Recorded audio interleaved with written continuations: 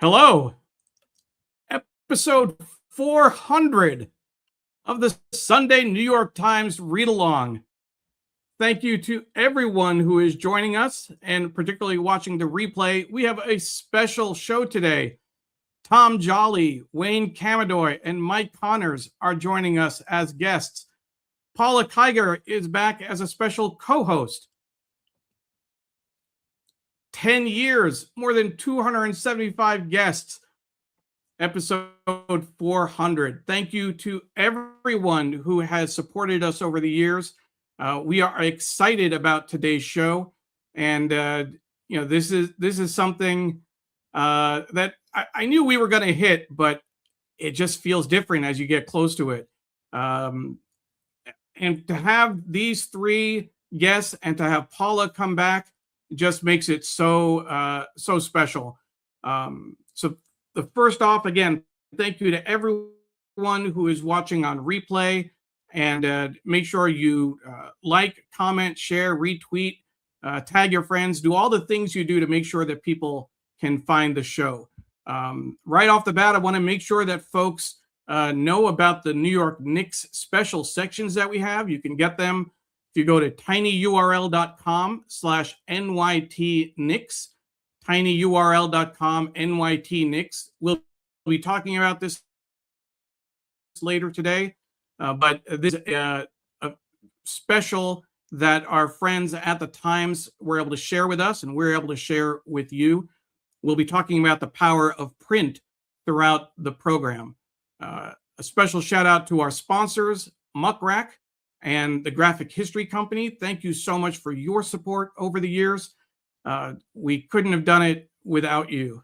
And of course, the show is produced by Digimentors, the social and digital consulting firm that Sri started with his friend Andrew Lee several years ago, that I'm proud to be the Vice President of Events and Communications for.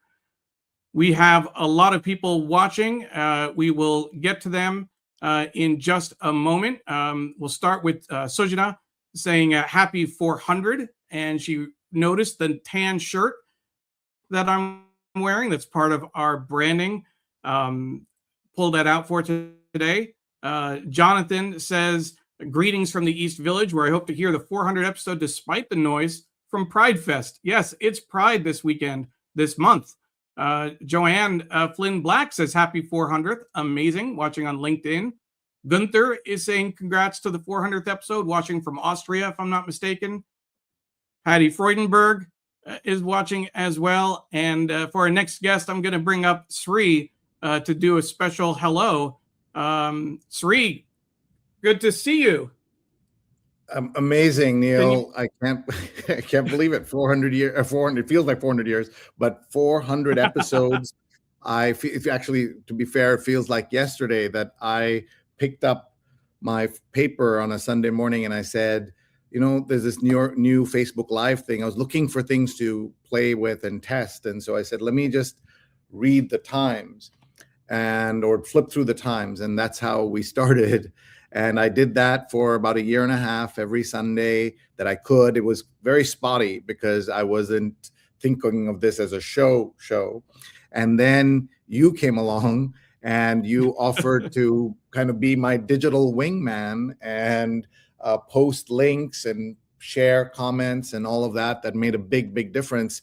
And we're so grateful for everything that's happened since then because of the New York Times Read Along, which to all our new viewers isn't just about the New York Times. It's about print journalism. It's about digital journalism. It's about reaching the world and fighting disinformation and misinformation. We're so grateful to our 275 guests and hundreds of thousands of people, maybe more than 1 million people who have seen the show over the last 10 years. This has been such a special thing for us. And we are grateful to all of you. Tell us where you're watching from. Tell us how your Sunday is going. Tell us why journalism is important in a time when journalism is under fire, where we are told the press is the enemy of the people. Neil, you wore a tan shirt. I wore a bow tie, a clip-on, of course, because I don't know how to tie it. But I'm ready to celebrate. We have some amazing guests. but we also have a very special co-host that we want to say hello to. So let's bring on Paula Kiger, our longtime producer, who is joining us as a co-host today. Hi, Paula. Good morning, Neil, Shri, and guests. I'm so excited to be here. And you're joining us from Tallahassee in Florida, but you come to New York a lot, and you know a lot about being part of the New York City, the fabric of the city. Love it. Love it. It's my happy place for sure. And you come here more than most people based in Tallahassee. Before we continue, I do want to have Neil tell the story of why he volunteered his Sundays all those years ago, 8+ years ago, to be part of this show because he thought it was that important. Sure. Thank you, Sri. And I'll say just in the opening, you mentioned that I offered to be your digital wingman. And that's true. In the beginning, I was just dropping in links and, I thought it would be helpful, links to the articles you were referencing. But the experience for me was that I would roll over on Sunday mornings at about 8:30 and, kind of wonder whether you were going to be on. I'd look at my phone, and if you were on, great. And if not, I'd go back to sleep. And so one day I said to Sri, it'd be nice if you could give us a heads up if you were going to be live this weekend, so we knew what was going on. And, without missing a beat, Sri said, great idea. You do it. And so he kind of roped me into doing even more for the show. And that evolved into, Sri, I still remember the day that you gave me your Facebook password and said, I can't do the show, but I don't want to miss a Sunday. Log on as me. Remind people that you're Neil and not Sri, because some people were confused somehow, not sure how. And he let me guest host the show on my own. He trusted me with his baby, and that evolved into producing the show, interviewing guests, multi-streaming, and it's just been incredible. Now, Sri, it meant a lot when you suggested that we evolve the show from Sri's Sunday New York Times Read Along, your show, to the Sunday New York Times Read Along. We're now co-hosts, not host and executive producer. So thank you.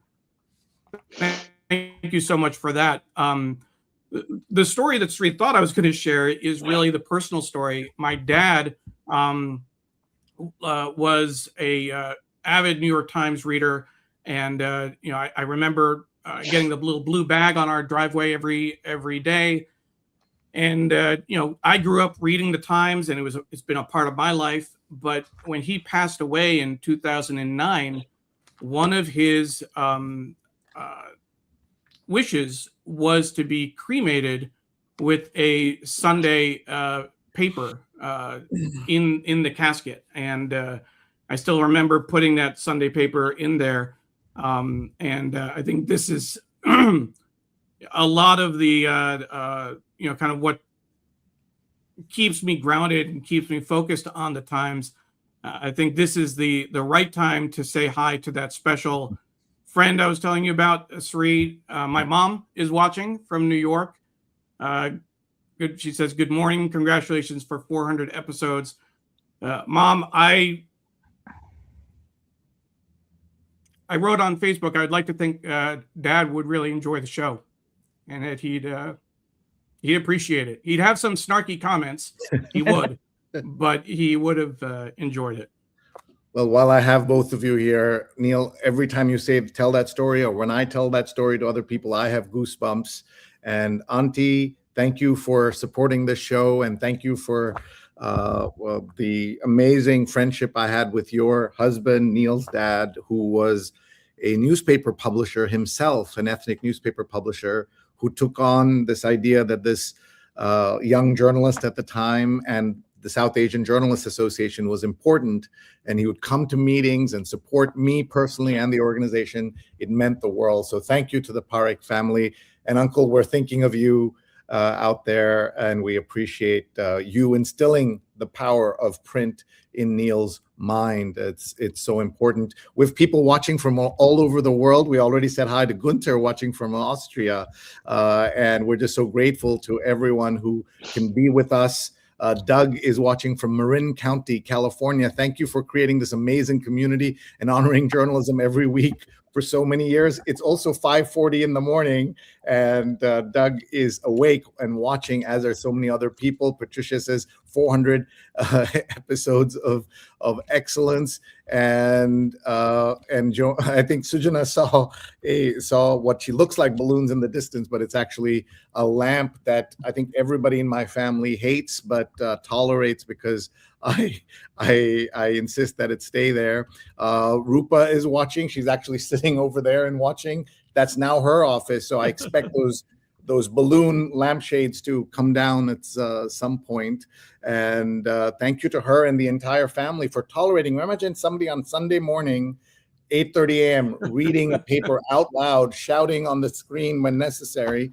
But it was super irritating to them. Neil, I started doing this so early. People have asked me, why don't you do this later in the day? I did that because the kids were so young. There were preteens, teenagers. I wanted to be available to them by 10 a.m. by the time they woke up. And that's why we do it so early in the morning. And we have done some really fun episodes in other places, including we will meet one of those gentlemen who made that possible, two of the gentlemen who made that possible in just a bit. We went to the New York Times printing plant and did that.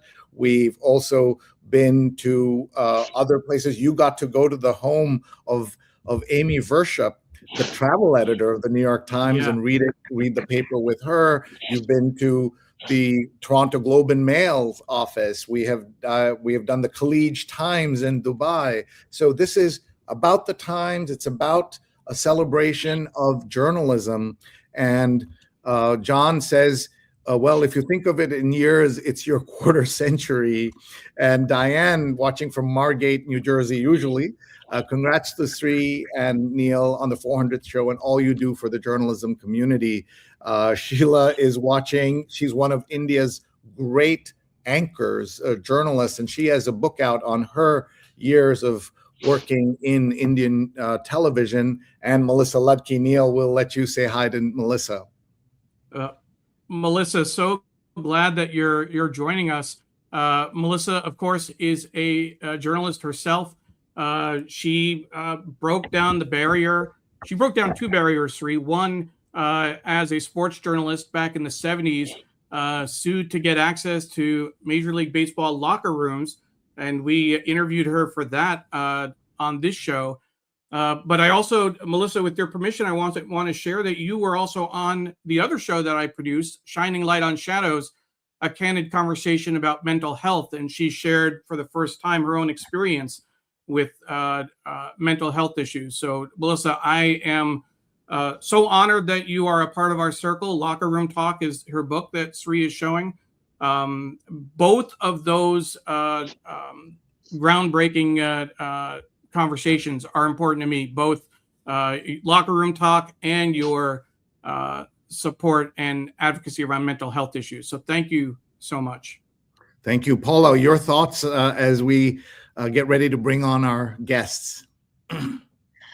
I think the thing that keeps going through my mind is how this is such a support for local journalism. You know, the Times hopefully will never go away, but I see so many other smaller outlets struggling, and I feel like it's all part of one whole, and the more we can do to support that, the better. So I love that we have this role in encouraging people to pick up a paper, whether it's paper, whether it's print, digital, whatever, but just to stay in that universe and keep good journalism alive.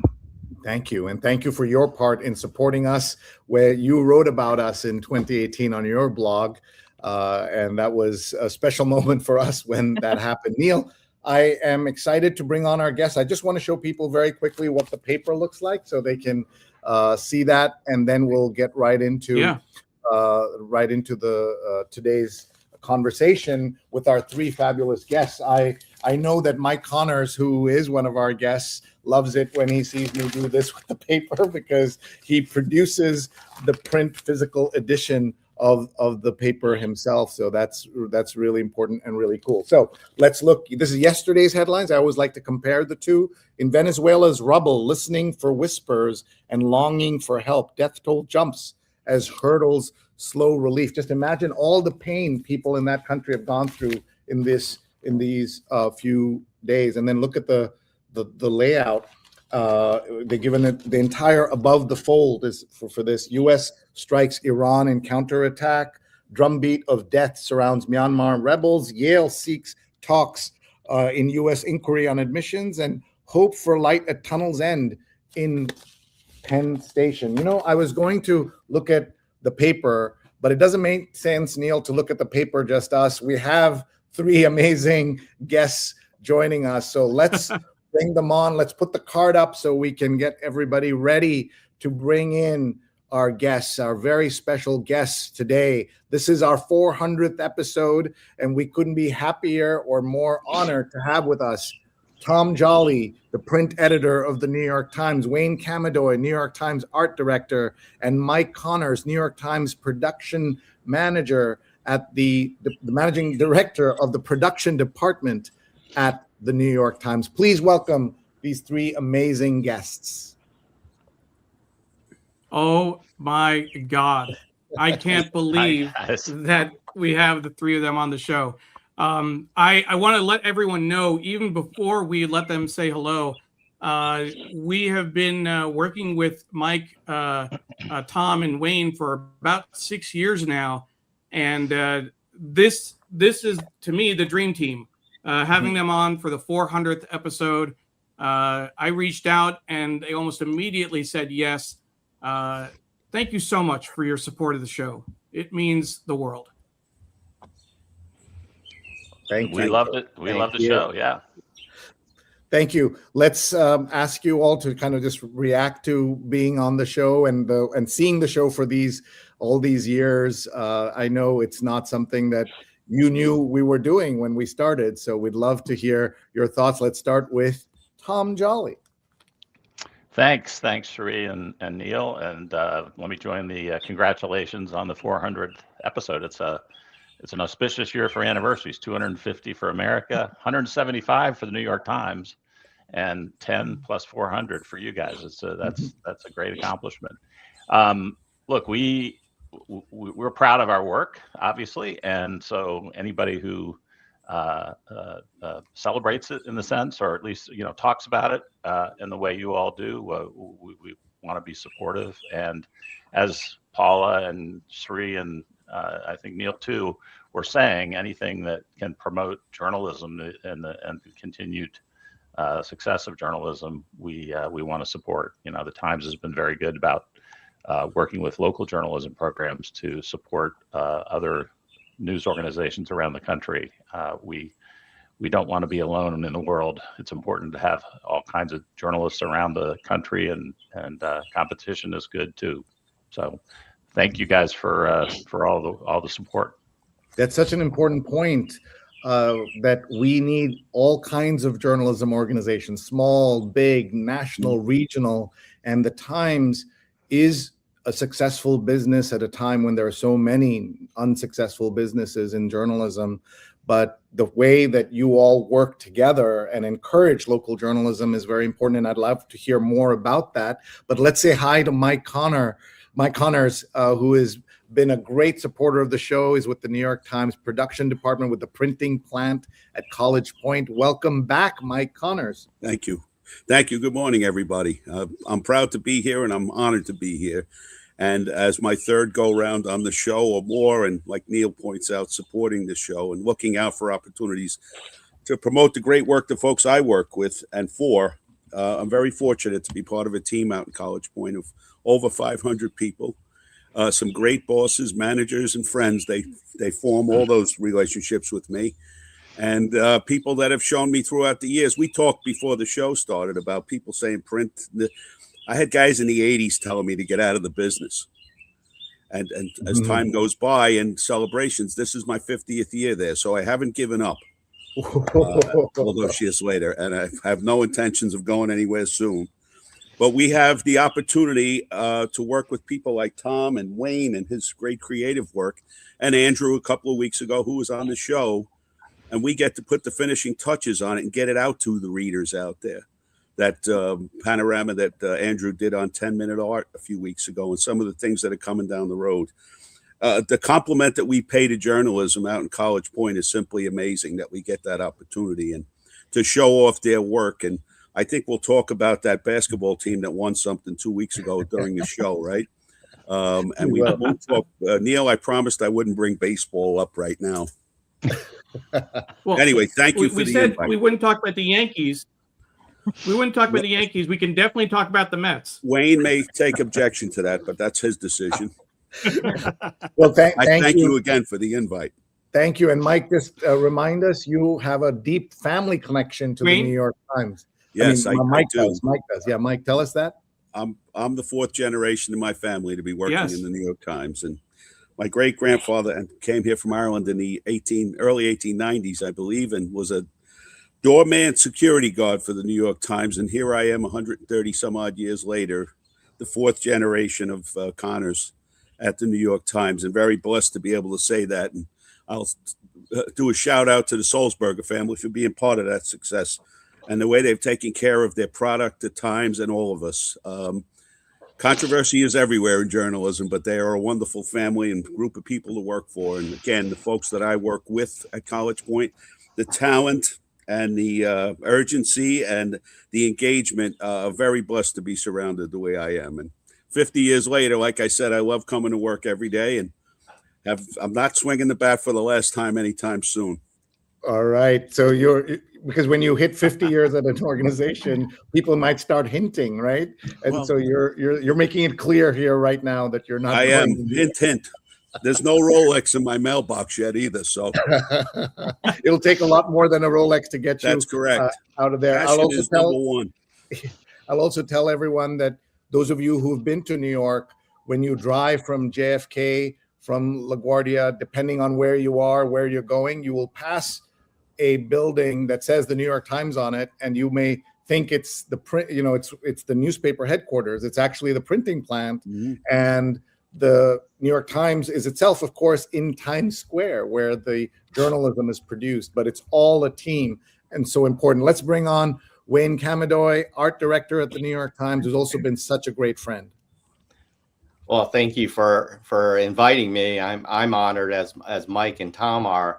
I know you guys like to say where people are from, your listeners. So the three of us were, I guess, part of a North Jersey mob, because Tom and Mike live a couple towns over from me. So I just want to thank you guys for, the energy, excitement that you bring to the show, and the tireless work, because I know just watching how you guys produce a show, it takes a lot of work. And I know I get some emails from Neil late on Saturday night, asking for PDFs or any insight of what's coming up on the in the Sunday paper. So Neil's working late at night to get the show ready and makes it such a polished just a polished program on Sunday morning, and it's really great. And as a member of our print design department, I know you've spoken to us, and you've visited our department, that we appreciate that you showcase our work. And and then as a person as an editor who started in 1995. With Mike and Tom on the screen, I kind of feel like a new guy, because they've been here much longer than I have. So it's an honor to be here.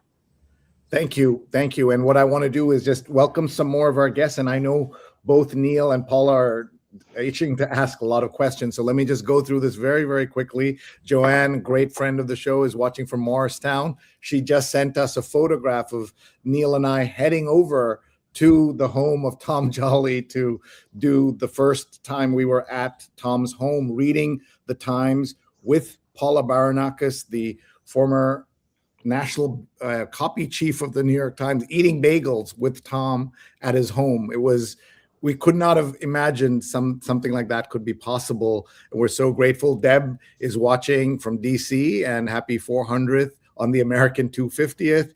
And Humble Travelers watching from Thailand. Sujana, Dr. Chandrasekhar says we're glad we expanded to YouTube Live. We've been there, but we're doing this YouTube Shorts in a new and interesting way. Journalism, says Diana, is more important than in any other time in our American history. Thank you for having such wonderful clients on your show over the years. Her clients, Jarrett Adams, Kate Byrne, Johnny Byrne, and among them. So thankful, and thank you for your guest ideas. Everybody, we look for guest ideas. Of course, Stefan Kaplan, thank you for being here. The gang got back together again. Hi, Paula. Oh, and happy Pride. And Nick's in 5, baby. Mary C. Curtis, great friend of the show, has been on multiple times, was home for dinner to celebrate my dad's 82nd birthday. And she says, congratulations. I had an early celebration with the real Sri in New York City, watching the World Cup with his wonderful family and eating a delicious spread. Doug says, congrats on establishing this addition to my Sunday routine, especially since my Sunday New York Times doesn't arrive this early because it's out in California. John Lee is watching. There's a great Ireland connection. John, if you haven't had Mike Connors yet on the Irish Stew podcast, you've got to get him on there. Yeah. Good morning from hazy and humid New York City. And a LinkedIn user is saying 400 more. Kevin Noblet. Kevin, thank you for watching. Thank you for being a great international journalist. One of the few people who cared about South Asia back when we started Saja in 1994. Melissa is here. We just met with her and she says, thank you. And who is this, Mike Connors? Somebody named Trish. I'm not sure Mike can great. hear. I think Trish Connors, Mike's sister, is watching, which is so great. I think we might have lost Mike's Wi-Fi. He was having a little issue. He wanted to sit outside today, but that might be the price we pay. But Trish, thank you so much for joining. It's always been great to have you watch and comment, and just you love your family and you love the show, you love the paper. It's just so great to have you be a part of all this. Sri, I do want to mention one thing. You brought up our good friend Carla Baranakis earlier, and a special shout out. Over the years, she was, as we know, Paula was a longtime producer. Carla was a longtime booker for the show. She brought us some of our biggest guests, both from the Times and outside the Times. The inside the Times list is long, but I'm going to give a quick. Harlan Coben was a guest on our show during COVID, thanks to Carla. And then all of the great Times writers that I grew up reading, and then I got a chance to actually be on a show with them. People like Clyde Haberman and Jack Curry, Bill Roden, Claire Smith on the sports side. It's just has been an incredible ride, and I want to give a special shout out to Carla for all of her work on that. Thank you, Carla. Thank you. She, by the way, saw the power of Facebook Live very early.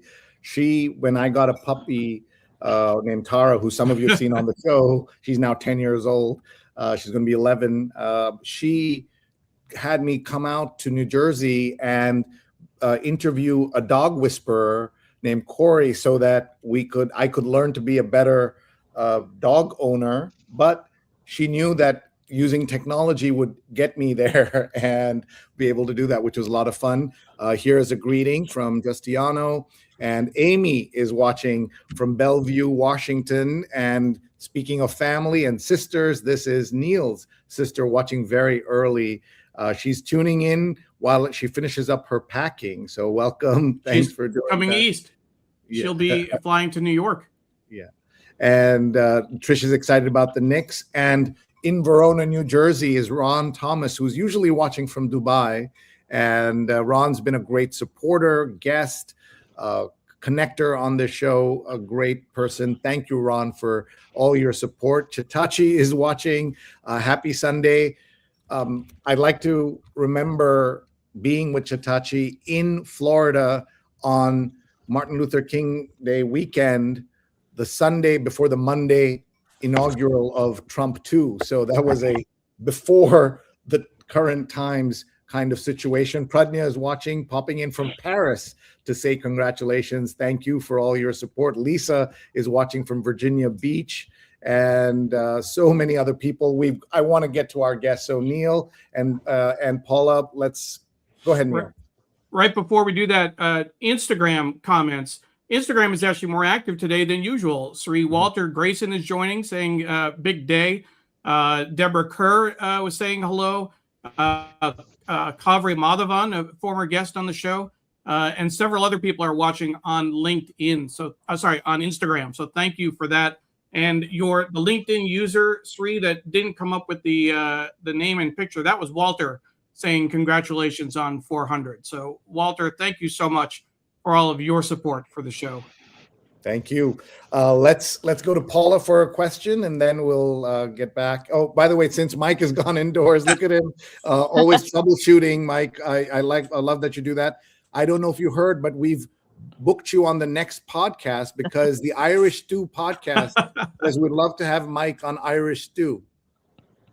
I hope Mike can hear me. Others we'll have to get him back later. No problem. Let's go to Paula. I think one of the things that draws people to this program is that you all make it look seamless, but I know it's not. So I'm interested in stories from behind the scenes of when something didn't go according to plan and how you rectified it. And I guess it could apply to any of you, but maybe Tom, this is one for you. Sorry. I thought you were talking about the show itself, because I was thinking right now is an example of when it's not quite going right for the show. Okay. we have stories about that too, but in 400 episodes, believe it or not, once in a while things did not go according to plan, because technology is not always our friend. But I really meant in the publishing process.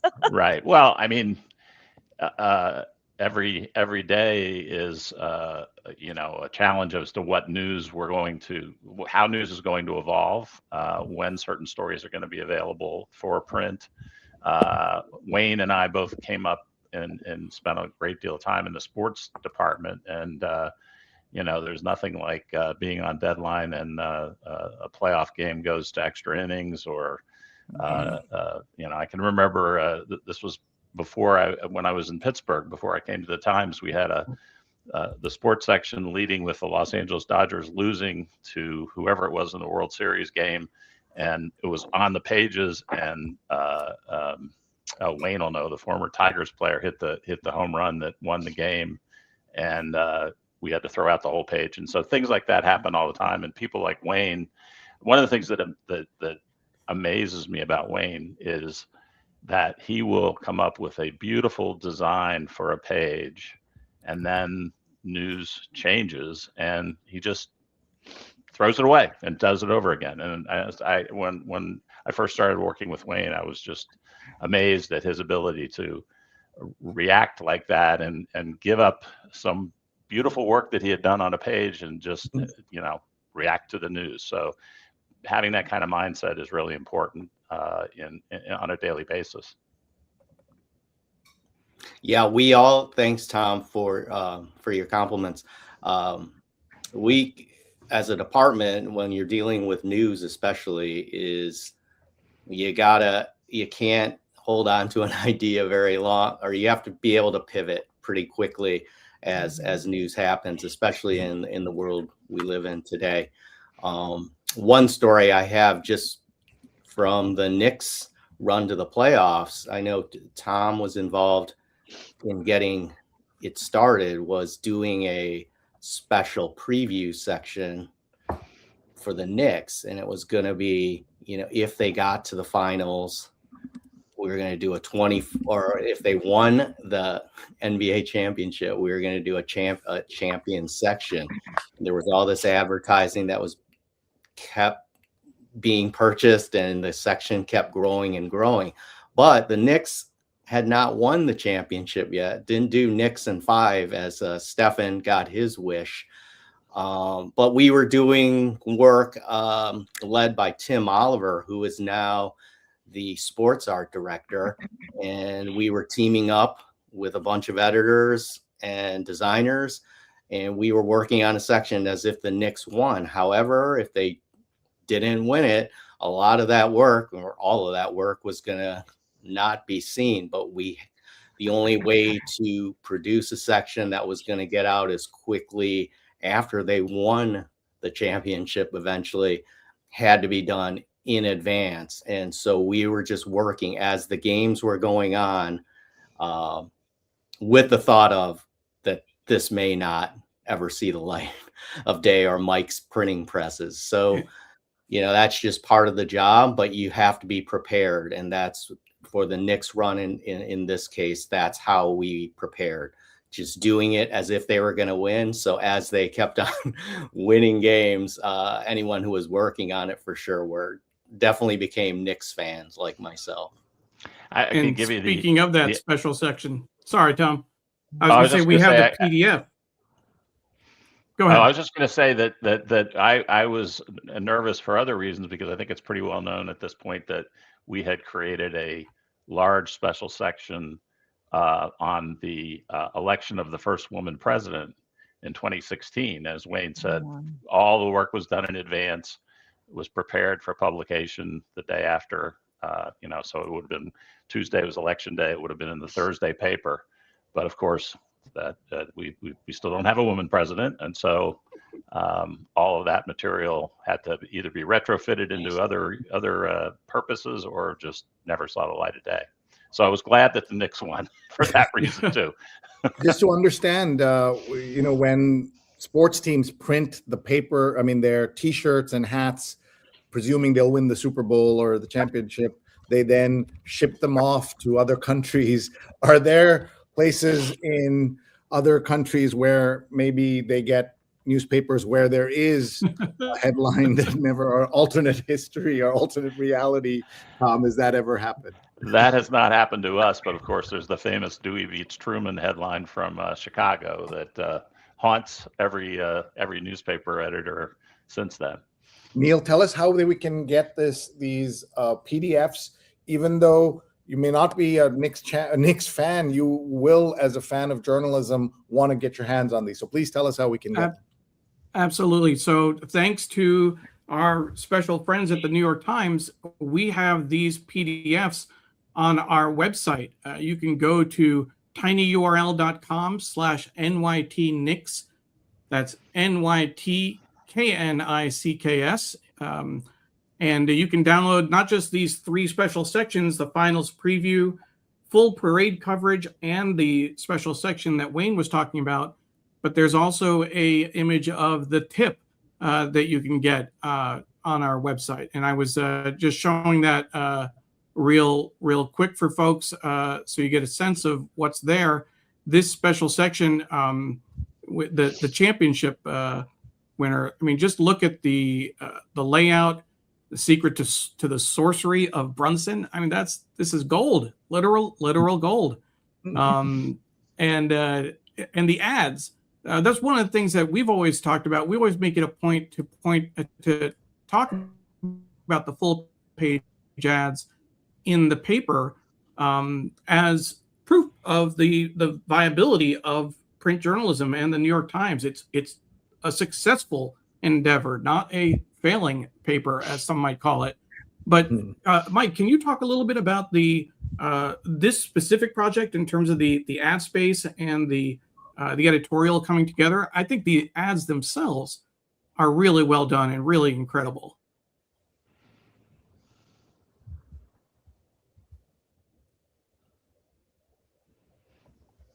Oh, no, sorry, Mike. Let me put Mike back on, because we had Mike. Can you hear us now?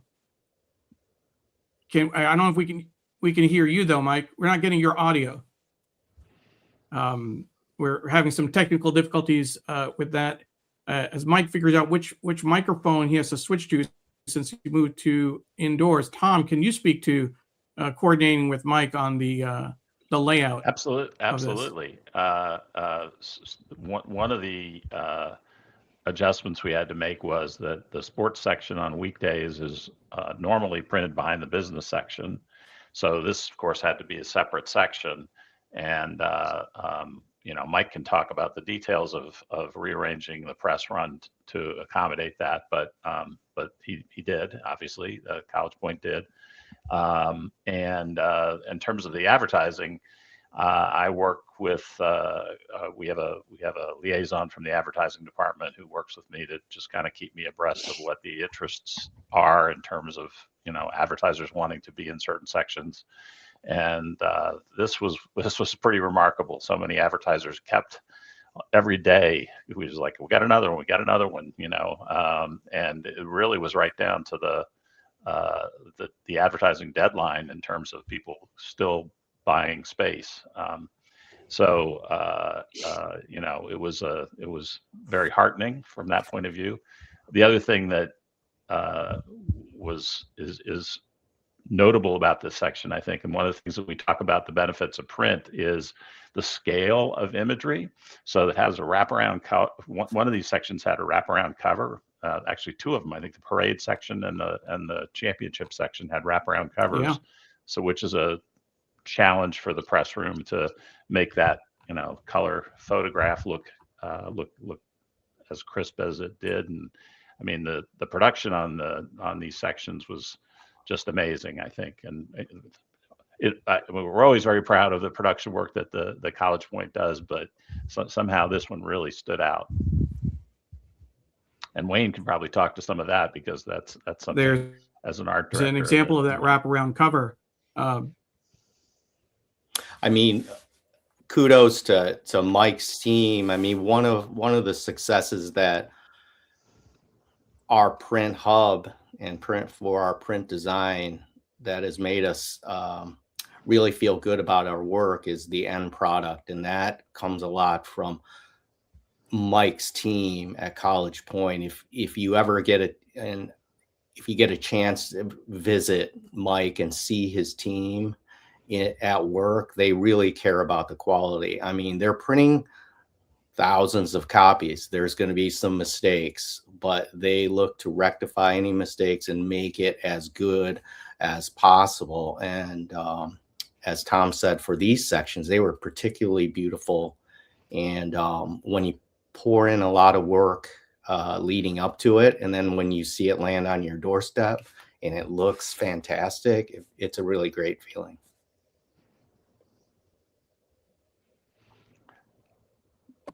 It really is. It really is. Again, folks can get the PDFs from our website, tinyurl.com/NYTNix, or you can go to digimentors.group and find NYT Read Along on the top and look for today's episode. Let's see if we can bring Mike Connors back on, and if the audio is working. Mike, thumbs up if you can hear us. Okay, and we want to try and hear you. No, unfortunately not. Sorry, Mike. I'm sure it'll work. He's gonna. We'll leave him on there when he starts coughing or smiling or laughing. We'll know he's back. Folks, thank you for joining us. This is the 400th episode of the Sunday New York Times Read Along. That's Neil Parekh. That's Paula Kiger. And with us, Tom Jolly, the print editor of the New York Times, Wayne Kamidoi, New York Times art director, and Mike Connors, the New York Times production department managing director. We are so grateful to all of them for being with us. Martin asks, how about a podcast? Well, good news. After a lot of years, we do have a podcast. It's on Spotify. It's on Apple Podcasts. Just look for the New York Times Read Along. And Martin is a very special friend of the show. He's been watching. He was with us when we had done in one of my other shows, interview with Bill Ritter. And he was working with Dr. Ruth Westheimer, and we had her watching and asking for a copy of the show during the pandemic. And we all know the great Bill Ritter has announced that he has Alzheimer's. Bill Ritter is the king of New York Times television, as I like to say, and he is still going to do journalism and reporting, but he is going to be cutting back from being an anchor. And so that's, I was able to pay tribute to him in my newsletter, which I will show you in a little bit. Thank you all for watching. Tell us where you're watching from. And also, if you have questions for any of these great guests that we have, Deborah is watching from Asheville, North Carolina. Thank you, Neil, for encouraging me to share my Nat Geo expedition to Antarctica, which we did on the show, and pleased to share with friends, family, and new friends. We are so grateful. Ron's going back to Dubai. Rajashri is watching and says congratulations. And look at this. I'm so happy for you all because you guys always had to come to work every day doing what you got to do and never giving up on work and your city and family. I think that's a comment about the New York Times staff and the support you have given and what the Times means to the city at a time when there was so much chaos and problems. Bill is watching from Guatemala. Bill Mitchell, a great journalist. And look at this, Gary on YouTube, from your proud and humble global print partner. Well done, Gary Owen Muller. Oh, yes. Can you hear me? Yes, we can. We can hear you now. All right. Gary is a trusted partner with our business on many of a lot of the equipment in our building that you see the finished product with. And because of that reliability and great partnership that we have with him among many of our and all of our vendors, things happen the way they do. That is so cool. Welcome. And I hope you'll all continue to watch. We do this Sundays at 8:30 a.m. Eastern time. And you can watch us on Facebook, Twitter, YouTube, LinkedIn, Instagram. You can watch us live or later and go to our Digimentors group website, New York Times read along section. Diana is watching from LA, also up awake and always watching super early. Bill's thinking of some of the great sports sections you directed at the Free Press, Wayne. So that's amazing in Detroit. Wayne, you want to say something about that? Thank you, Bill. I remember it's been a long time, but I remember you were one of the top reporters coming up, and I was as a young journalist. You know, I've always had the, you know, I've just been able to work with a lot of top-notch journalists like yourself, and for what I do, the amount of the quality of the work really that comes from the reporting and editing end shows in the design end. So if you don't have the good content that reporters like Bill have provided to me as a designer over the years, that's something I can't get enough of, especially working at the Times. And some of your guests that you've had on, Neil and Sri, I mean, those, you know, big hitters like John Branch and Dan Barry, working with their work, amazing. Yeah, Miriam's watching Absolutely. from Hell's Kitchen on both her phone and her TV. So that's pretty cool that she's doing that. We have so many comments. We're not going to get to all of them, but I want Paula to ask a question. Sure. This is a little bit of a broad question, and maybe Wayne's the best place to start with. We all know that people are taking in information differently these days. Our attention spans, to overgeneralize, are struggling. So have you seen, how do you balance that, just continuing to do quality work with knowing that at times you need to appeal to someone who might have less time or take less time to consume information? I mean, I would say that our mission right now, and it's changed over the years. It used to be for the paper, we wanted to get in the freshest news, and Tom and I, we would work till 1:30 in the morning to do that. And that's not the case anymore because our deadlines are now 4 p.m., which is kind of crazy. But if you read Andrew's article about his 10-minute art, it kind of encapsulates what we're doing or trying to do, or as a strategy, is just to really give the reader a better and different experience that they, you know, get digitally, but still adhere to the original work that was put into the digital production. So we don't want to make it completely different, but if we have a chance to enhance it, whether through the way we present it, the way we use the broadsheet experience, that's what we're looking to do, is try to make the content more understandable and in a visual way. It really does. I mean, it's one of the things that we have seen in terms of the evolution of the paper I mean, I still remember when color was first introduced to the old gray lady, which people may not even remember that that's the moniker that was for the Times for a number of years. Spot color here and there, and then on the front page. But then the paper itself, the delivery of the news has changed. And one of the things that I think is really interesting, we celebrate print every week with the show, but we will show the online treatment occasionally, because the Times does some great online work as well. Yes. Can you speak a little bit about the interplay between print and online when news is developed, when there's a special section or an article? What does it take to move from online to print, Tom? Well, that's a big subject. First, let me start by saying that, yeah, the way the Times has evolved, particularly on the digital side, astonishes me. There are hour-long video podcasts. There are reporter videos. It's just amazing how our website operates. It's full service. So what we've tried to do in print is think about how nobody is spending their entire day looking at the website. So you're going to miss some things. Some things are, frankly, more accessible in print, so that especially a long story that you might want to read in 2 sittings or something. As Wayne said, the visuals of print can be better. So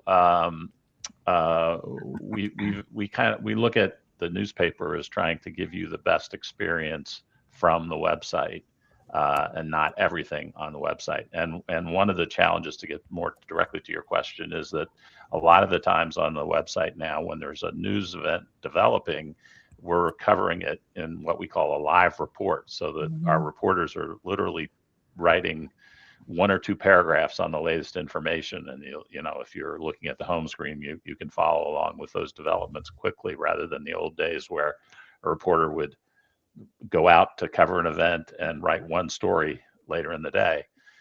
So we now have a rewrite person. That's an old term, but we have a couple of people who will look at the website and work with the reporters when they're available to write a story just specifically for print that can work on the front page. Now, we obviously aren't going to do that for every single story. We pick the big story of the day or story of the moment, which lately has been the situation in the Middle East, but also can be something like a Supreme Court ruling that has significant, is of a great significance. So it's every day is a day of adjusting to how we need to operate. And as Wayne said, with closing the paper at 4:00 for the first edition, we want to make sure that we get the gist of what's happening, but also think of it more as an analytical. So we'll take a news analysis, for example, from the day before, that will then explain to the reader why that story was important, that may not have gotten into print because it happened late at night. So it's, like I said, it's a daily kind of chess game or something to figure out how we put together the best paper. That's great. Thank you, Tom. Appreciate that. One thing I want to remind folks, again, we do this show every week on Sundays. We do take holidays off, but over 10 plus years, we've gotten to our 400th episode, and Tom, Wayne, and Mike are part of this group of 275 guests that have joined us over the years. And it really is, I was talking about it, referring to it as the weekly miracle, putting on this show, as opposed to the daily miracle that is printing the New York Times. We have a comment from Gunther, Sri. Big praise for the digital New York Times. You can really see that the New York Times did its homework there. I feel it's exactly as Wayne describes. That is, it uses the freedoms you only have with that medium, which is definitely great. I do want to mention to folks, and I have this running on the screen, if you want to join our mailing list, send me an email, neil@digimentors.group. We'll get notices for upcoming shows, links to these special PDFs. And Doug mentioned that he's grateful for the PDFs, in this case, the Nick special sections, because they're not in the paper. Just to remind folks, these were sections that came out over the last several weeks, both before the finals, when the Knicks, the coverage of the parade, and the special section that came after. So we're thankful that Wayne was able to package them for us to offer to all of you. So thank you again for that. Yeah, I'm so grateful to everyone who's watching right now. We normally end the show at this time, but we're going to go a little longer with the consent of our guests, because we have so much content and so many questions to get to. I know Paula has questions. I know readers and viewers have questions, so please ask. But I want to remind folks that we do this because we care about media. Subscribe to a newspaper, please. It doesn't matter where it is in the world. Subscribe to any newspaper. Digital is fine, print or digital. The importance is to support journalism. And I'd love to hear from maybe starting with Tom, what are some of the efforts the Times is doing to reach out and be more of a team player with the world of journalism? Well, there are a couple of things. One is that every year there is an effort. Well, the Times has a fund that is used to support journalism around the country, and every year employees are at the Times are offered the chance to contribute to that fund, as a way to support local journalism. The other way we do it is we have an investigative program, what's called the local investigative program, where journalists from around the country can apply every year, and a group of I think it's around 20 journalists are chosen, and they work closely with our actually Dean Baquet, our former executive editor, leads that group, and a couple of other editors from the Times are involved with it as well. And they help, for example, an investigative journalist in Mississippi work on a story that he or she may have identified. There were several stories out of Mississippi, which is why it comes to mind, about police activity, I believe sheriff's offices and that sort of thing, where there were a lot of abuses going on, and the relatively small papers in that area didn't have the resources really to invest a whole lot of effort in investigating all that, and the Times was able to provide the support and the editing and frankly the legal guidance to make sure that the stories were fair and that there weren't any anything done that would get those journalists in trouble with any kind of lawsuits or anything like that. So that's a really important program that has resulted in a lot of investigative work around the country that the Times itself was not involved in, other than being kind of guidance for it. Here's a comment from Doug. I love how Tom and others are describing the print edition as an extension of the digital NYT. When I was at USA Today, digital was evolving into an extension of print. The Times is smart to be digital first and augmenting the overall product, using each format for what it can do best. Wayne, I want to ask you about all these extra sections, the special work that goes into it. People are paying for a print edition. How does the Times justify all these extra sections that keep Mike so busy because they're expensive to produce?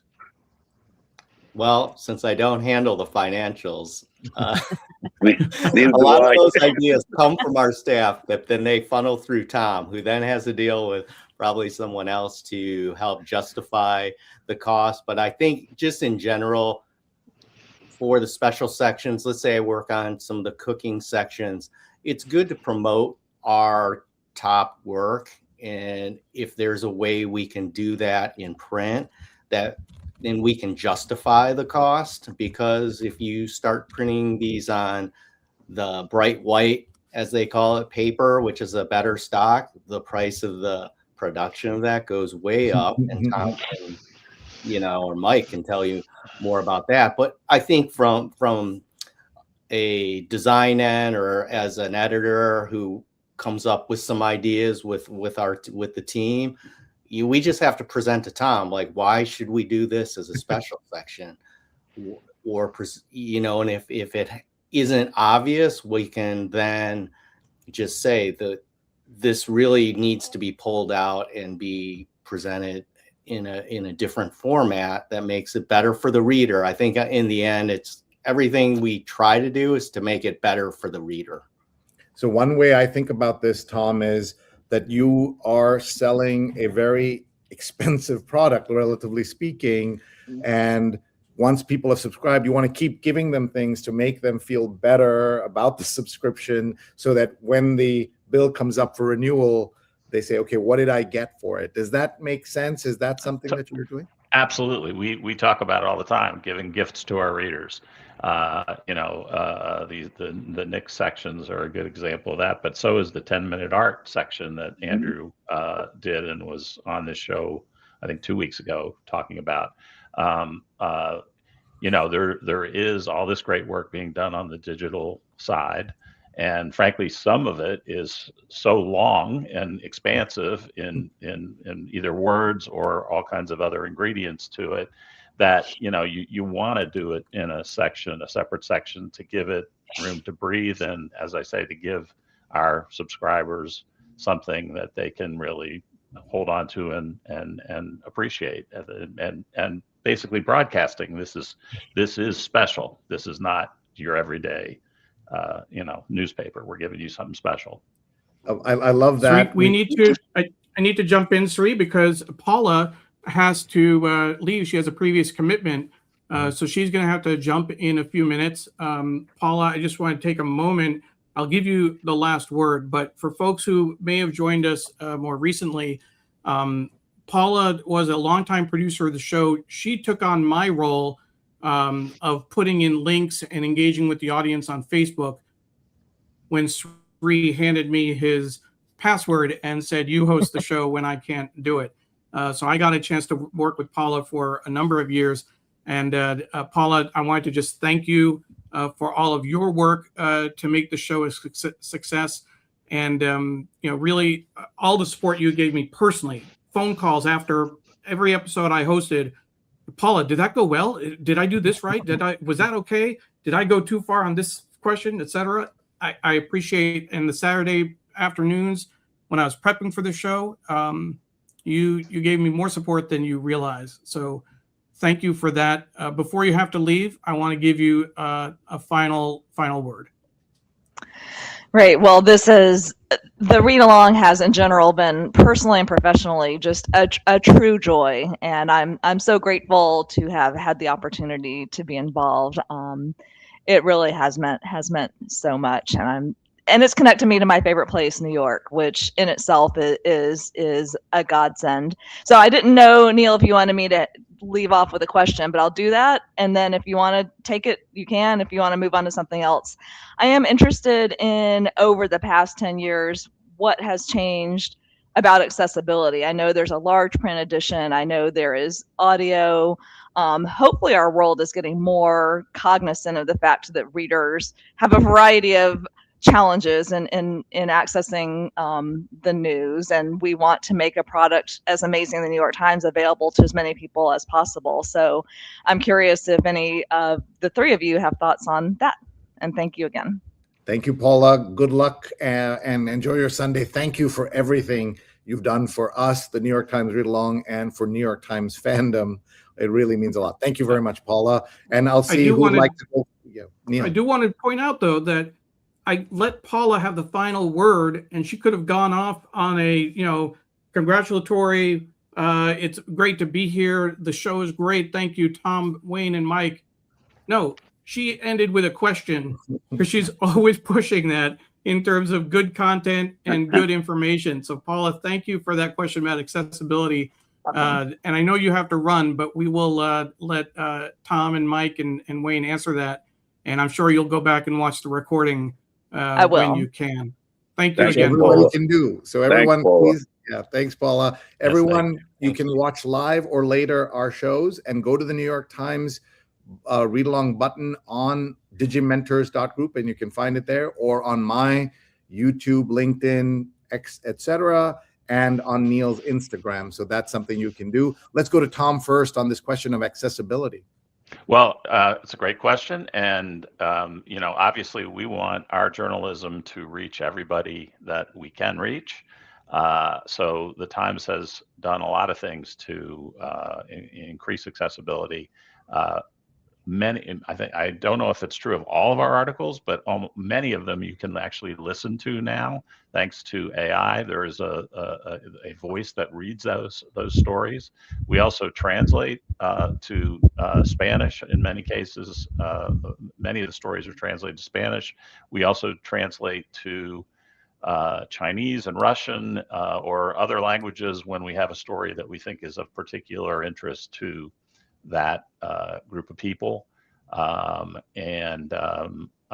So yeah, that video obviously is another form of accessibility, and sort of in reverse, because what we're trying to do with video is to show you who our reporters are, and it's also obviously a way to communicate quickly about a story. As we were talking, I think it was actually Paula asked that question of how do we get people get their attention in a not very attentive society, and videos are one of the ways. Reporter videos are one of the ways we do that. So there is definitely a whole range of continued exploration in accessibility, and we think of the paper as one version of that. Obviously, that if you have it's a way to reach people who maybe aren't online. So it's maybe not the most, accessible to people who have vision problems or whatever, but it's one of many forms that we try to use. And I think the audio stuff is so important for this. But also another way of accessibility is the Times has put the athletics soccer coverage, the World Cup coverage, online for free, which is the opposite of what I thought people would want to do, because this is when you've got everybody wants to read the athletics coverage, and the New York Times is giving it away for free. Tom, do you know any of the thinking behind that? I think it's brilliant because people will now get addicted to it. But do you or Wayne know anything about that? Well, I think it's we've done that. We've done something similar in other situations where election coverage. I know elections. where we have felt like the news was so compelling. It could be unfortunately it could be a disaster, but it's election coverage, and as you say, it's a way of, I guess, the old term was a lost leader, where you're trying to attract readers and then hope that they will find the material worth investing in after the World Cup is over. Yeah, I want to go back to Mike for this question about these special sections that come in. Yep. Wayne and all the journalists kind of and everybody comes up with these ideas. Does your team, when they hear how complex these can be and how much more work they are, what is the reaction? Is it like when we have teenage children and you give them an extra task, or are they excited to try something new? Push. Tell us about it. It's certainly excitement, and just to use Andrew's model as a most recent, he reached out for me in March, I believe, and sent me a picture on an email of a piece of like loose leaf paper with what he thought we could do for the final look on that, because that had a curveball to it with a normal panorama. And so I brought in one of the subject matter experts. I can be a good middleman and pass the buck. But we brought in Carl, who has worked with Andrew and Wayne and all of us on these concepts of a different look to a section, whether it's a panorama, as that one was called, or any 4-page or 6-page we can do. And working together with all those brilliant people from the get-go, for me, is just an incredible experience that never goes away. So we say, bring it on, and we want more. And we're not there to judge or topics or content or anything. We're there to make it look the way the designer does. So we do that. And just to throw a plug in on this Nick stuff, it's not just PDFs. Anybody who's interested, we're selling many of those at our company store as individual sections.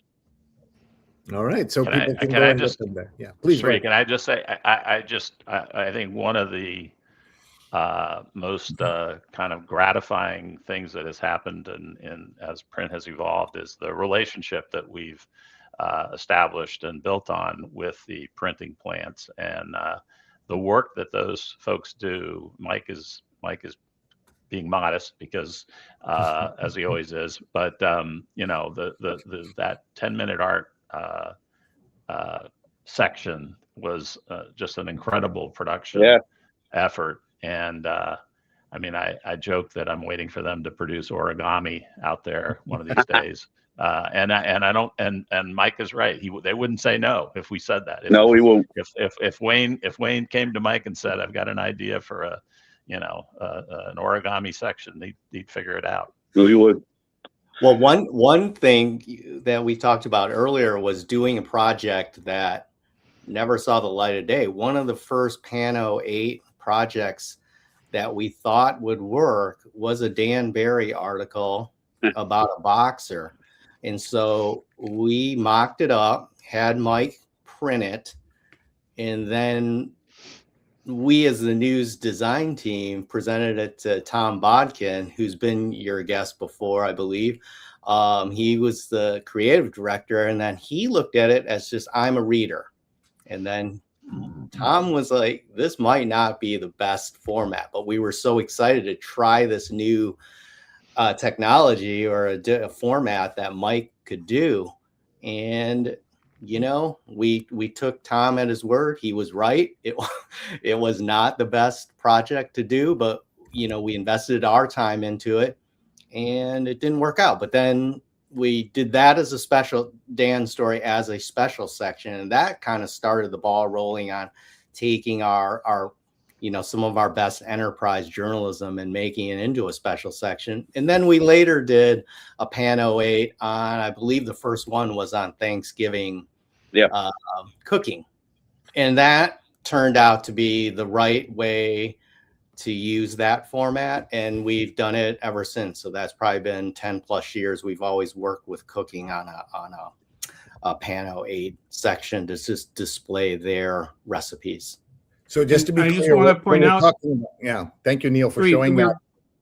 Yeah, we're talking about the special with Andrew Sondern for our 399th episode just 2 weeks ago. We took off for Father's Day, but if folks missed that, you can get the PDF at tinyurl.com/10-minute challenge, 10-minute challenge, and I still have that special section. I think that's one of those timeless sections that you can always go back to and always look at.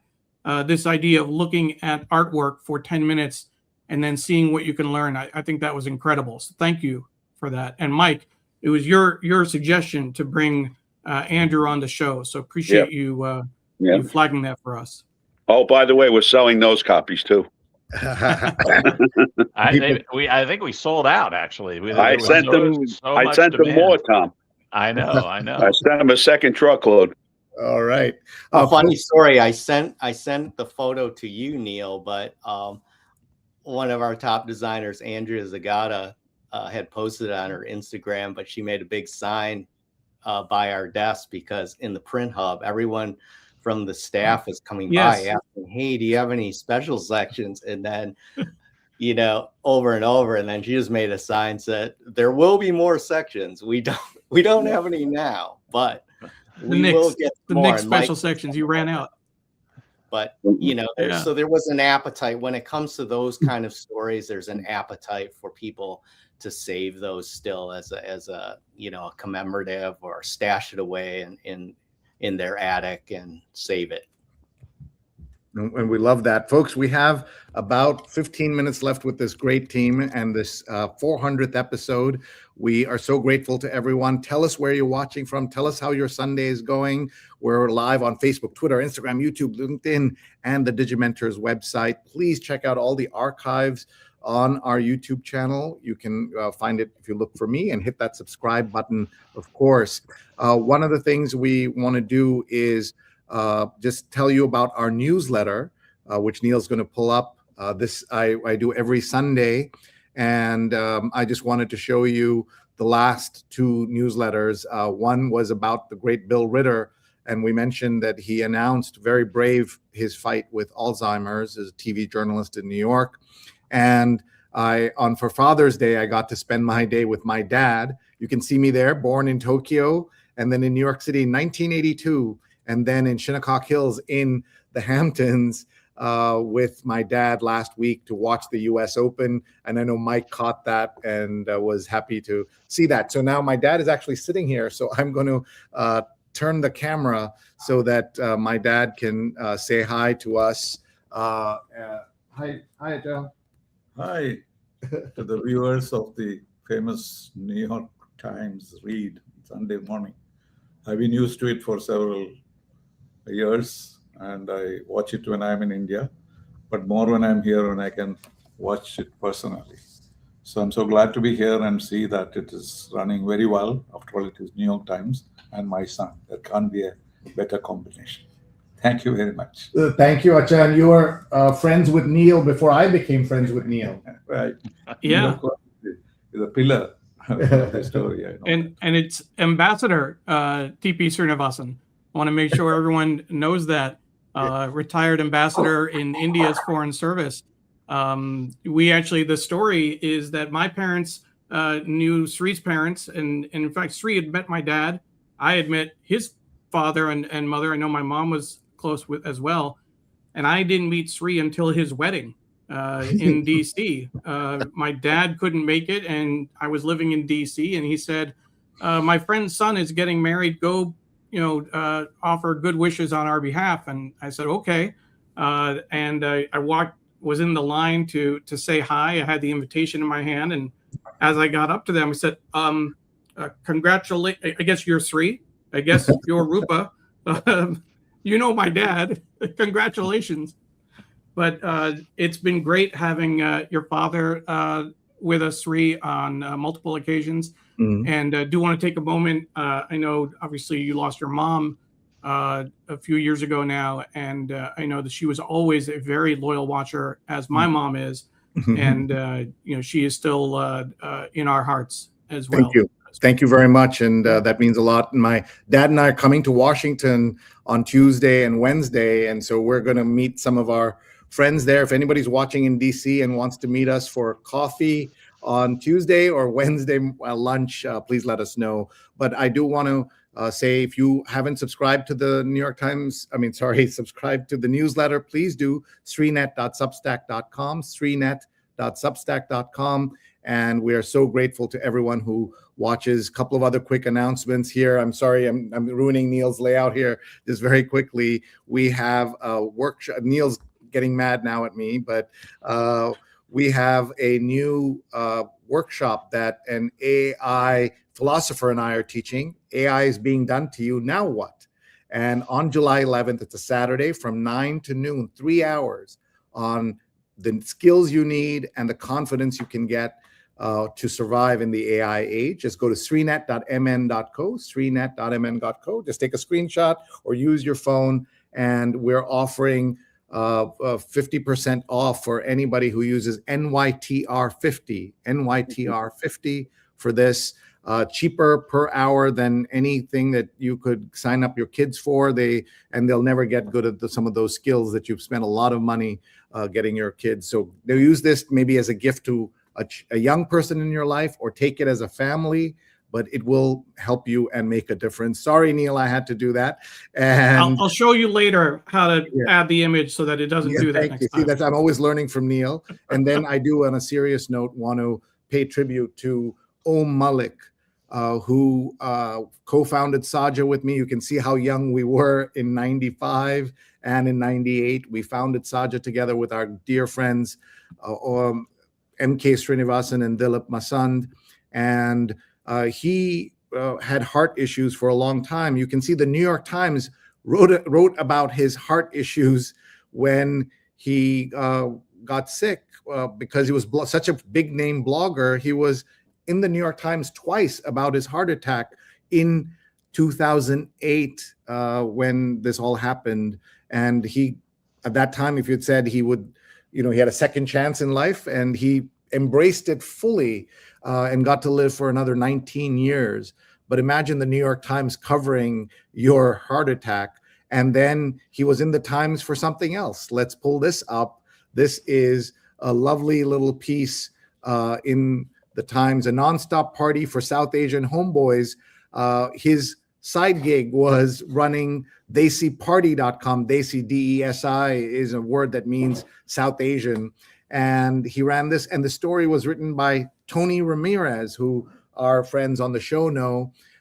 Tony himself has passed, and so has the great Om Malik. Both of them have passed, but both of them taught me many things, including show up, be involved in life, care about writing and words. It really made a difference. And if Tom or Wayne knew Tony, will have them also just say hello to the memory of Tony, and therefore of Om.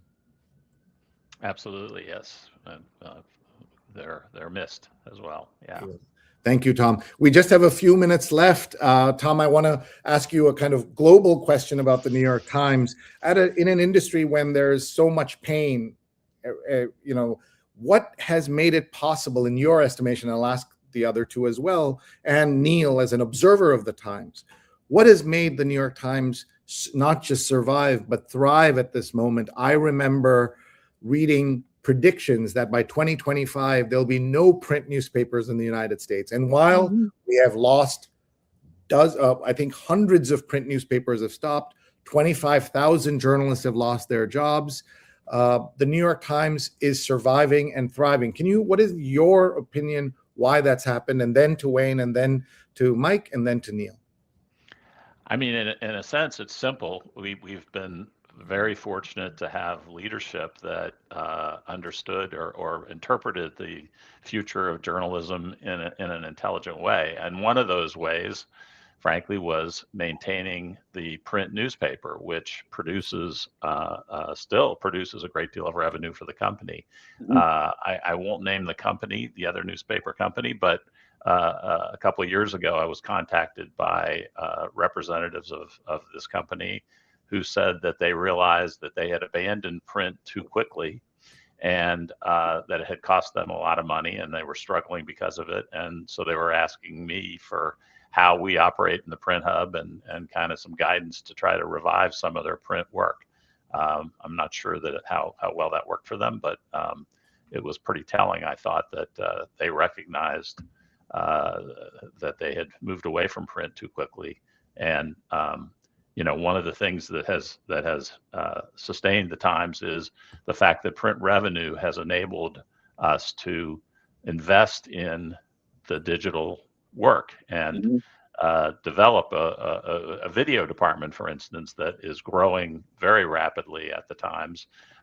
We now have more reporting, more people in our newsroom, more reporters than ever before. And again, I just have to credit the leadership of the paper, and of course the Sulzberger family and the AG in particular, who really was one of the leaders of the innovation report for one thing, but then became publisher, and he has really been great. Understood what we needed to do to sustain ourselves. And can you give us some counts some of the figures around print, digital subscribers, if you have them off the top of your head? I think the company would frown on me giving out those kinds of information, but that is public information. Some of it is public. Some of it is public, yes. Yeah. One of the goals is to. I think I forget where we are. Are we at 15 million subscribers at this point? I think we're right there. But at any rate, yeah, the numbers are good. Okay, Wayne, your thoughts?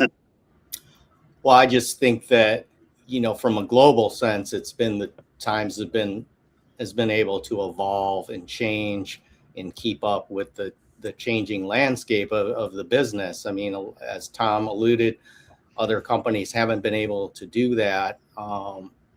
Obviously, print is an area where people started to forget about. It's part of a news organization, and luckily, work at the times where there is support for us to keep getting better, provide a quality product. And we're evolving in the way we think about how we're going to present the news in the print paper. And while we have to, on a daily basis, put out a paper, which takes a lot, we're also, luckily have managers and a very creative staff to think about how we can make ourselves better just as a department. And that's the way I look at it. If we're putting out a good quality product, then hopefully print can sustain and keep its readership. Beautiful. Thank you. Mike? I'm very fortunate all these years later to still be part of print, obviously. I also get the opportunity, just like I did with you, Sri and Neil, to do tours with groups from all over the parts of the business, including schools, and to think about our model and how smartly those above us have created that mosaic of digital, of cooking, of games, of all those things, and the different customer base that we now have. People that may not agree with the Times or read it, but are customers and paying customers on a cooking site or a game site. And even in my own house, I have a daughter who's not picking up a printed paper every day, but she's a loyal subscriber to the New York Times. In print, our efficiencies have created another business for us. We're a business unit. We are printing over 60 different publications now in that building. Without naming all of them, it's keeping print alive for small newspapers, for community newspapers, for human interest type of newspapers and lifestyle papers. We print in 4 languages. So we've taken our big building out there and made it a print type of center. While the Times is number one, we've also created a business model that contributes to the revenue. So yeah, we're printing in Spanish, English, Yiddish, and Chinese. Amazing. Lisa King says, love to my College Point family. Oh, that's my friend Skippy, yes. Okay. And look at this comment. Started working at the Times in 1963. Mike's dad was the man who hired me. Retired now in Thailand. That's Joe, right? The mayor. Yes. Yeah. What a story, and what a great connection that is. He worked with my dad. Yeah, I'll tell you a quick story about legacy stuff. And Neil, we talked about it with your dad. My dad passed almost 10 years ago to the day. And when I went over to the house that day, he was sitting in his easy chair with the crossword puzzle. And that was his last gesture, was doing the Times crossword puzzle that day. So it stayed in the blood, I guess. And print was alive then, and it's very much alive today. Oh my God, Mike. That's a true story. I still have the puzzle. People ask me, what do I do with it? And I said, I look at it because I'm not smart enough to finish it, and it's a collector's item. Mike, that's an incredible story. It's the truth. And how many years has it been, you said? He'll be 10 years this week, passed on. Yeah. It never gets no. We can deal with. It's been 3 years for me. For Neil, it's been more than a dozen years. Yeah. And these connections that we have to fathers and father figures. Not everyone has a dad. I was blessed. It's been very, very, very important. Thank you. We're almost out of time. I just want to read some of these comments and then get to Neil's thoughts as well. How to sign out? I have to sign out now, says John. Great celebration. Happy anniversary and happy birthday, Ambassador. His 82nd birthday. And Neil, I want to hear from you, your observations about the Times success. Sure. And thank you, Sri. And I definitely want to start. I said at the beginning of the show when I shared the story about my dad that I thought that he'd appreciate what we were doing. And my mom agreed. She said that your dad would be happy to see your involvement with Sri in the read along. I would say, as he sometimes does, Mike stole my thunder in terms of my thoughts on the paper. It's even quaint to say it that way, right? To refer to the paper, because it's not just the paper anymore. It is so many different things. All the online assets, all the games, cooking, and we've seen it in the ads when we look through the hard copy. I think there's a wine club. There's the courses that they do.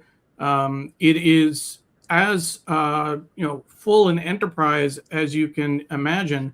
And I think that's really the key to that success. It gives the revenue so you can keep driving. Print is still the foundation, the journalism, being able to send reporters around the world is still the heart of what the New York Times does.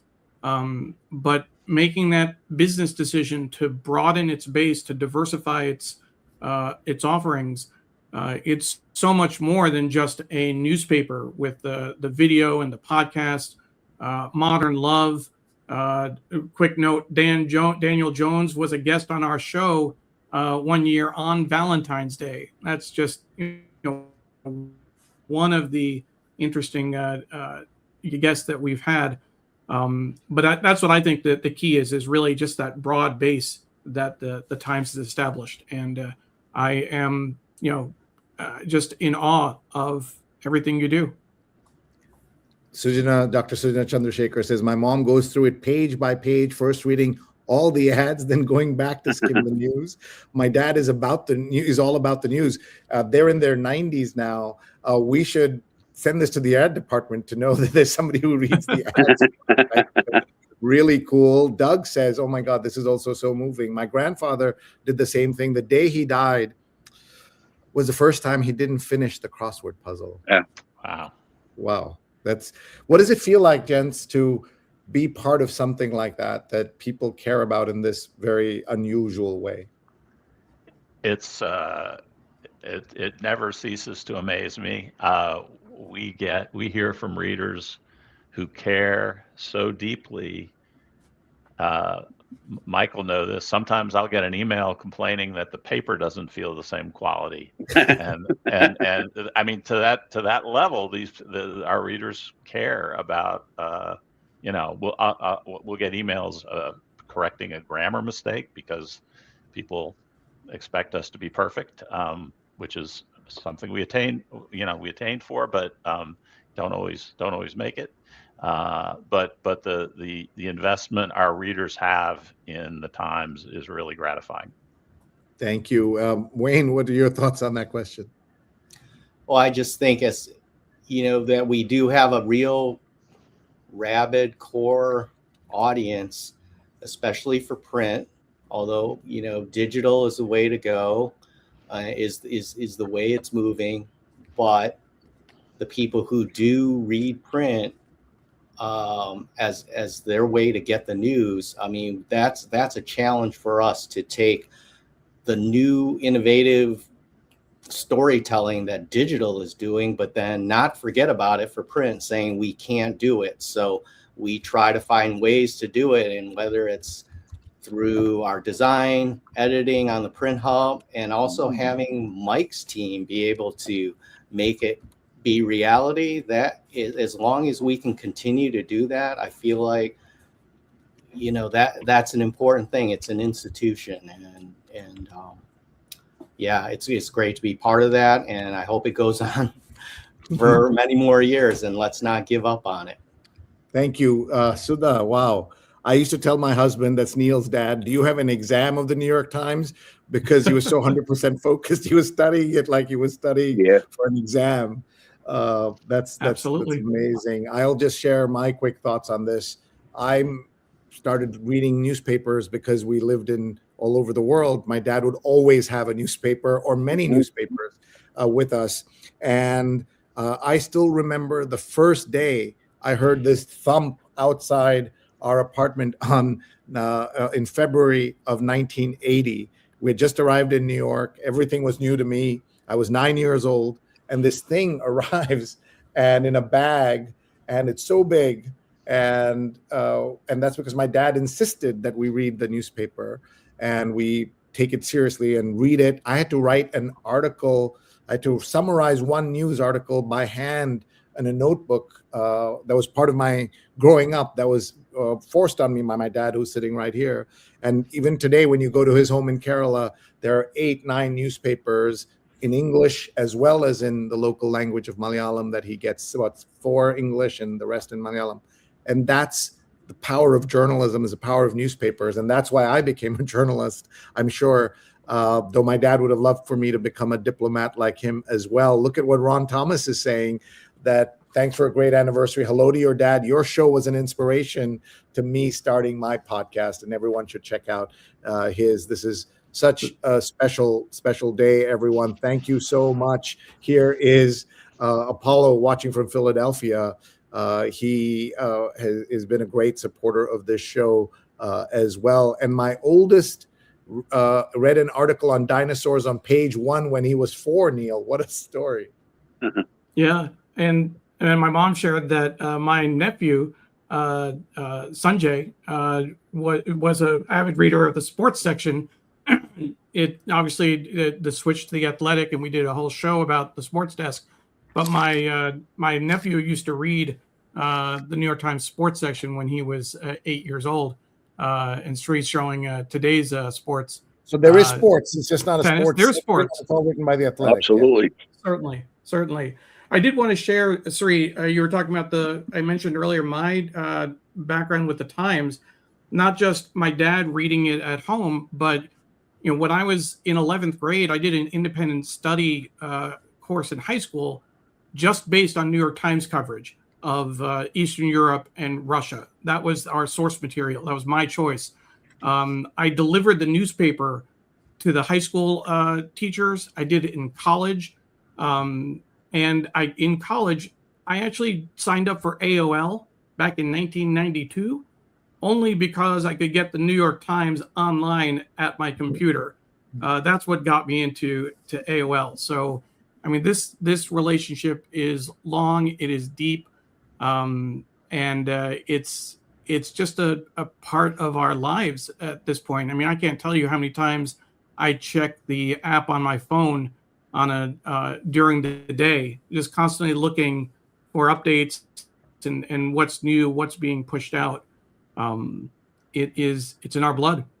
Yeah, I'll just say two things about my connections to the Times that our readers may not know. I've written 40 articles for the New York Times because I was a freelance writer, and starting with business. The business, it was called Biz Day, the Monday business section where they covered the internet, where you had to write things like the web, the World Wide Web, graphical portion of the internet, or something like that. You had to write. Back in '96, I got my first byline in the New York Times in 1996, and I also have been covered by the New York Times. And it's always interesting to have journalism done to you because of my high-profile jobs that I was lucky enough to have, and I've also been quoted dozens of times, and all of that is a blessing. But my first appearance in the New York Times was when I was 10 years old. On Flag Day, there was a picture of Mrs. McAuliffe's class from PS6 in Manhattan crossing Park Avenue, and there I was dressed up like a Minuteman and a patriot carrying the flag or standing behind the person with the flag. I did find that. I'm sorry I don't have it to show you today, but that's my connection to the Times. I want to give our guests a chance to give a final thought before we let them go, because we've gone way over. So let's start with you, Mike. Your final thought for now, and we know we'd love to have you back. Thank you, and I'd be interested in coming back as well. I want to thank you guys and Paula for inviting me once again. I want to thank my family, my father, and give a shout out to our friend George. I believe he's watching, Sri, Mr. Vesey. Oh, wow. Yes, Legend. he told me he was good. A legend is right, and a guy who, while I may not ever have worked directly with him, has become quite a friend. So he deserves to be recognized by me. And I want to thank all the folks. When you say Mike's team, I appreciate it, but it's our team out there in College Point. And I've been guided by some great managers who trusted and believed in me. And this is not about me. It's about the idea that it's a wonderful team we work with through COVID, through storms. Tom talked about getting an errant paper by a reader. And in the middle of a blizzard in January, somebody was complaining that they got the wrong weather page. Meanwhile, there was 2 feet of snow outside their door. But whatever, and all those things mean people are engaged in our product as we are as employees out in College Point. I'm going to cut myself off and say thank you very much. I'm very blessed. Thank you, and also shout out to the delivery men and women 3 Yes. a.m., 4 a.m., I get the paper on the 23rd floor of an apartment building. Yep. That's a miracle in itself that Yes. happened. And they're all obviously not employees. You contract that out, but That part of whatever it, yeah. very, very special. We're grateful. Thank you, Mike, and we'll see you Thank again. you. Wayne, over to you. Well, yeah, congratulations again on your 10 years, 400 shows. Great work, and thank you for again showcasing, spotlighting, critiquing our work at the New York Times that I've been part of for over 30 years, and I'm proud to be a small part of. And getting back to getting the paper, thanks for give one bit of advice: give your newspaper carrier a nice tip every year, because for all the work that we do, if it doesn't get to you, then you're not going to see it. So thank them, and thankfully I've always had a good delivery carrier, and it's always there. So, and when it's not, I'll call Mike and Thank you. Thank you. Thank you. Let's go to Tom. Well, yeah, thank you guys, and congratulations again on the success of your show and the efforts that you put into it. We as folks at the Times appreciate everything you all do to talk about journalism, and I will say promote journalism, and I don't mean it like you're doing it always in a sunny way. You talk about the issues around journalism, and as Wayne said, you critique things, which is a great thing to do. So we really do appreciate everything you all do, and are happy to have contributed and honored to have been asked to be on this show. I also just want to say one thing about what Mike was saying about the team at College Point. I would say that really more than ever, we're one print team. It extends into the newsroom, to College Point, and to our national print sites. We talk with those folks all the time, and they'll ask us to make accommodations for certain situations, and they'll do the same for us. And it's really that's gratifying as well, to really feel like we're all working together for one purpose. That's so special. Thank you very much for that. Who can translate what Greg is writing here? Let's look at that again. Gary wrote that that's the number. That's what's here. Volume. Right? Yeah. This, and what does that mean? The number 60,928 or 29 today. The issue, right? Isn't Yeah, that the top of the page? From 150 years, is that correct? 175. 175. 175th anniversary. We want to hear about some of those celebrations later this year, and we will look forward to working with you on some of them, I'm sure. Thank you. Neil, your final thought from you, and then I have one.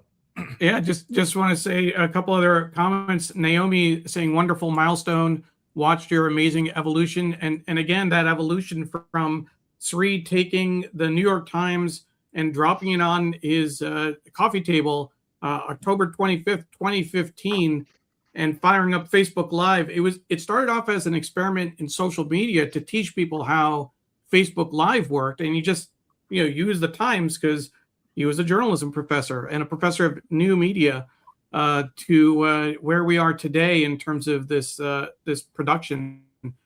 So thank you for that. Sojana says, great show, great run. Here's to the next. Oh my God, Sri, next 400. Well, we know Mike will be around. Yeah, Mike will be around for sure. He's probably right? Tom and Wayne didn't say they're not going anywhere, but Mike has said he's not. That's crazy. But yeah, this is just one of those things. Tachi says the New York Times read along is one of the highlights of my week. Thank you so much, Sri and Neil, for the hardworking effort you put into making our Sundays great. And Joanne says, thank you for all the episodes. Amazing consistency. It's a labor of love. And that's really the only thing we can say about it. I am sure that Mike, Wayne, and Tom can say that as well. As much as it's a job and it's where you're employed, you wouldn't keep doing this. You wouldn't put all of your heart and soul into what you're doing if you didn't love what you do. And I think that's something we all have in common. Agreed. We didn't get to read the paper with the team, but I just want to show the Sunday opinion. Great use of graphics and color here. And what it says is, it's America's 250th. What are we celebrating? And it says here that they have 16 reasons that the national experiment endures. And I look forward to reading that and everything else in the paper. Everybody, thank you so much. I'm so grateful to every single person who has ever watched this show. Tag your friends, tell them they can watch us live or later on Sundays, 8:30 a.m. Eastern. And Eric is watching from Ottawa. We're so grateful to everybody. Thank you all. See you. We will be next week. It's 4th of July weekend, but we will be live with the show in part because there's a special section in the magazine that we're going to be highlighting, and there might be some print specials as well. Yeah. So join us July 5th for another episode 401 of the Sunday New York Times Read Along. If Thank you. joined late, you can watch the replay on Facebook, Twitter, LinkedIn, YouTube, and our website. Thank you so much. Bye-bye. Bye-bye.